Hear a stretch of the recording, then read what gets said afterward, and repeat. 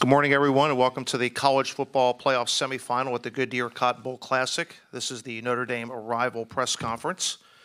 And this time we will ask our players, our head coach, Coach Kelly, and Sam Mustipher and Drew Tranquil.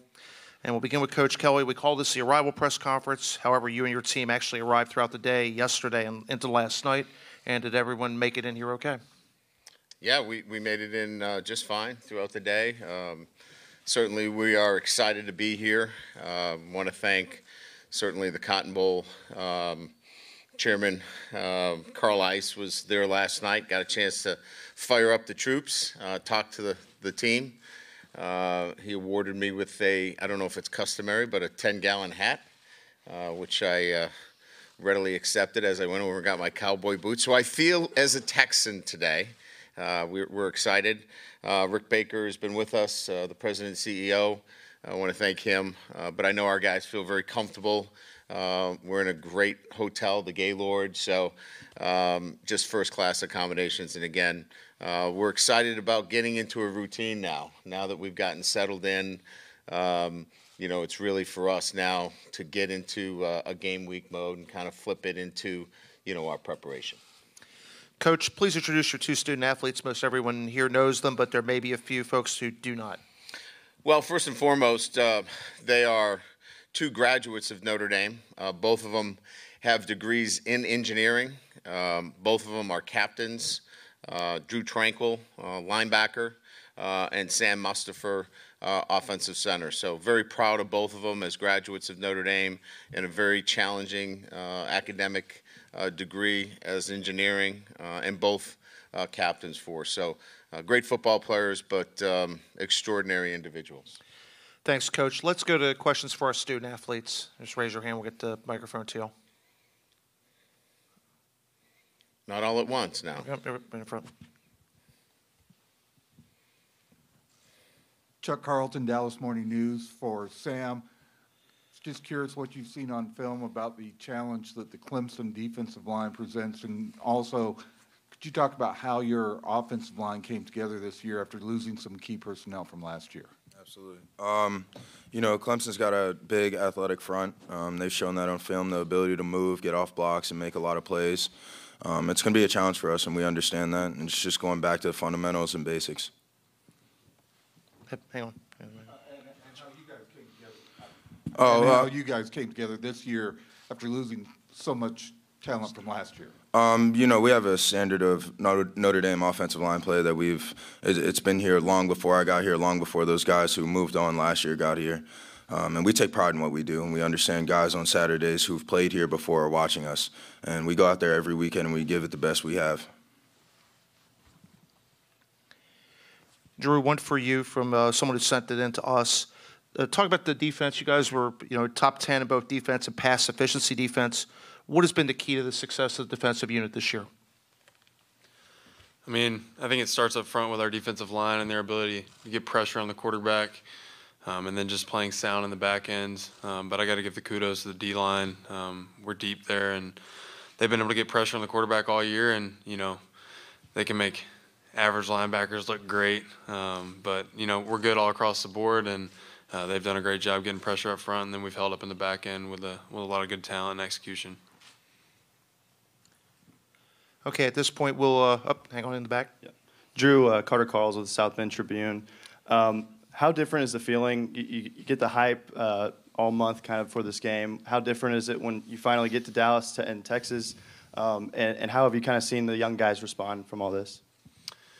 Yeah, I didn't get in until last night at about 9:30 on the team charter, so we're fairly fresh here in Dallas, but it's been great. Guys are locked in and ready to practice this morning, and we'll get to enjoy ourselves this evening at the comedy show and get to spend some time with our families. But we're kind of all business right now, and gotta go have a good practice and get after it. Okay, on the left. Jory Epstein with USA Today. Drew, you're coming here a day after Jalen Smith had a pretty big day in the stadium yesterday. What do you think that means for Notre Dame linebackers, and how do you want to continue the legacy this weekend? Yeah, Jalen's a good friend of mine, both from Fort Wayne, Indiana, and grew up training with him. And so to see him have a big game yesterday was awesome. And just to see him come back from, what he did was truly inspiring. And so we got to get out there and run around like he does and make plays all over the field for our team. And certainly hope to see him this week and get to catch up with him. But great guy and great player. On the right. For both Drew and Sam, was there a game, a moment, any time where you started thinking that this could be a real special year for Notre Dame during the course of the season or even before the start of the season? I think what makes this team special is that we just took it one day and one practice at a time, and we took it one game at a time. So we really didn't look too far ahead, and we understand that if we go out there and we do what we need to do on Saturdays, that it was going to be an opportunity for us that was going to be there. Yeah, for me, I made the decision to come back, last December, and I knew we had the pieces. It was just a matter of execution at that point. And so, when we got into fall camp and I saw the way our defense was executing, 11 as one, we weren't really playing as individuals. We were kind of playing cohesively together. I knew we had a special thing going there defensively, and then, watching our offense just get after it against Michigan and then just transition quarterbacks like it was nothing, that's a special unit over there. And so, defensively it was in fall camp. I was like, we got this thing. And then offensively, they just continue to prove themselves and be great each and every week. All right, at this point, we'll let Sam and Drew get ready for practice, and we will continue with questions for Coach Kelly. Man, I think that I'm the one who should go to practice. These guys are awesome. I want to sit here and listen to them. Thanks, guys. Thank you. Okay.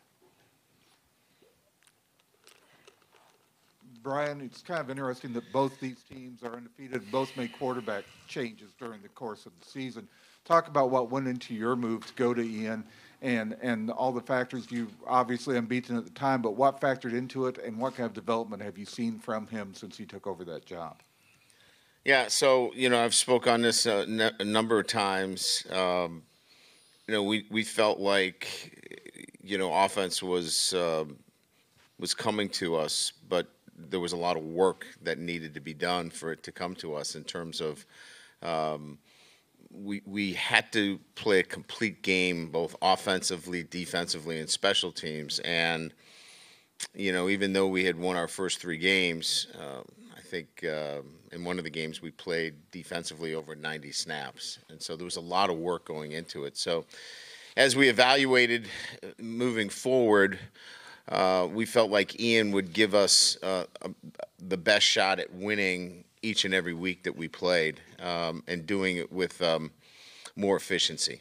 So it was a matter of looking at it from much more of a overall perspective of how it would affect our entire team, not just the offense. Because Brandon, won a lot of games as a starter. So it wasn't about just winning games on offense, but it was for the entire football team. And then I think where Ian's grown is just game situations, settling into the game, making game adjustments, getting a feel for the game, all the things that you would expect somebody that was a first-year starter that he needed. And so he's gained that game-like experience where you can make some adjustments and he picks up on it and is able to execute. I think that's where we've seen the growth. On the right. Coach, I know sometimes for these bowl games, some people don't show up because of academic reasons or injuries and such. Do you think everyone will be available for this weekend's game? Yeah, this is not a bowl game. This is a bowl. It's sponsored by the Cotton Bowl, but this is a playoff game. And so all the players that are here are eligible to play. And so we took everybody. So we don't have anybody that's not eligible to play. We do have one injury update. Dylan Gibbons had a fracture in his foot during practice, and he had surgery, so he will not play. He wasn't going to play anyway. He was being redshirted, but yeah, we have no issues relative to academics. We don't have anybody that is not playing because of their NFL aspirations or any injuries that may have occurred during the last couple of practices. And how would you say Myron has, progressed over the last few weeks? Been very impressed. I think he's capable of playing and playing well. Now, sometimes you get a player back and maybe he can give you a few snaps here. I think he can play, and I think he can play well for us. In the center. Can you talk a little bit about Drew's journey throughout his time from safety to linebacker and what you've seen from him this year and how he's grown while you've been coach? Yeah, so he's actually made 2 position changes. He started at safety, tore his ACL, had to fight through that. Then we moved him to rover. He tore his other ACL, fought through that, and we moved him to linebacker. So his journey has been amazing in terms of injuries, overcoming injuries, just an amazing, just off the field, on the field, what he's been able to do. He's now married. He's got a child on the way. He's just he's everything that you want in this business relative to coaching. Just a mentor to our players, a great leader, somebody that overcame adversity through his career here, and a great representative of our university as a great student. So, that's the mold, right? That you'd want. You get a guy like Drew Tranquil, and sometimes it's almost where he had to really grow is that he wasn't believable in a sense, almost. Here's a 4.0, clearly, student, maybe not quite a 4.0, but that kind of student, and almost guys couldn't identify with him because he was this guy that they just couldn't live up to. But this year he just became so much more of a mentor to our other players that, somebody asked the question, when did you know that you were going to have a special team? I knew we were going to have a special team when Drew Tranquil was able to reach everybody in our locker room. Because when you have a guy like that can reach every player, he's going to impact them all. When did that transition occur? Is there a certain moment that you think showed him not being able to necessarily relate, because you said he has such an unbelievable story to really connecting with his teammates? Yeah. I think when we did some leadership training and we talked about traits of, one of the traits that he had, that he self-discovery was that he had a hard time relating to some people based upon what his strengths were. He's very spiritual.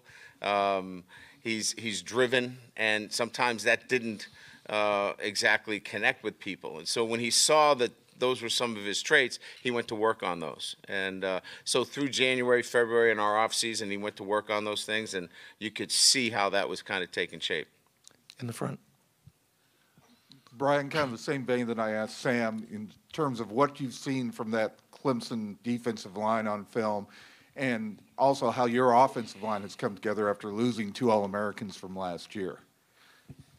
Yeah, they are who they are. There's no denying that this is one of the top, if not the best defensive lines that I can remember facing. Maybe Alabama in 12. There's some similarities to the 17 North Carolina State front, but this is as good as it gets. Versatility, explosiveness, edge presence. We have to be – the ball's got to come out quickly. You can't stand back there and hold it. You've got to move the launch point. You have to find a way to keep them off balance in the run game. You're not going to run it down their throat. You're not going to bludgeon them up front, but you have to keep them off balance. So it will be a challenge. But I think what's happened this year with this offensive line is that they work well together. They now know each other. They know how to work with each other, and they play off each other pretty good. Second row. Will Vandervoort with the Clemson Insider. Coach, what's your relationship with Coach Sweeney, and how far do you guys go back? Do you go back to 2015, that first game, or is it even further? Before 15, we had met a couple of times prior to that, but we spent some time in the off season 15 at different events, and we play in the Peach Bowl Classic golf tournament together.